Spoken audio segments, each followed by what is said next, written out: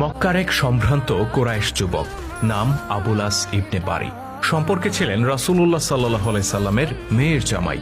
ইসলাম আগমনের আগে রাসূলুল্লাহ সাল্লাল্লাহু আলাইহি সাল্লামের প্রতি তার শ্রদ্ধা ও ভালোবাসায় কোনো ঘাটতি ছিল না। কিন্তু নবুয়াতের পর বদলে যায় সবকিছু। তৌহিদের আহ্বান প্রত্যাখ্যান করে আবুল আস থেকে যান পূর্বপুরুষের ধর্ম বিশ্বাসে, আর তখন থেকেই শুরু হয় সম্পর্কের টানাপোড়েন।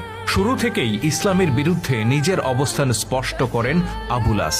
হিজরতের পর মদিনায় হামলা করতে কুরাইশরা যে বিশাল বাহিনী গড়ে তোলে তাতেও যুক্ত হন তিনি। পারিবারিক সম্পর্ককে জলাঞ্জলি দিয়ে রাসূলুল্লাহর বিরুদ্ধে অস্ত্র ধারণ করেন বিনা দ্বিধায়।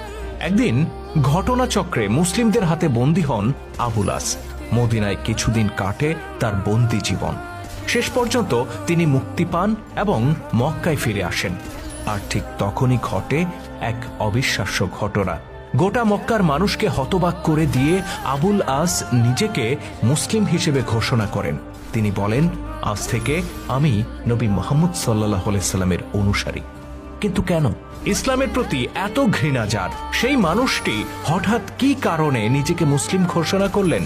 আর ইসলামের প্রতি তার ভালোবাসা যদি জন্মেই থাকে, তবে মদিনায় থাকতে কেন তা প্রকাশ করলেন না? কেন মক্কায় আসার পর ইসলামের সবচেয়ে বড় দুশমনদের মাঝখানে দাঁড়িয়ে নিজেকে মুসলিম ঘোষণা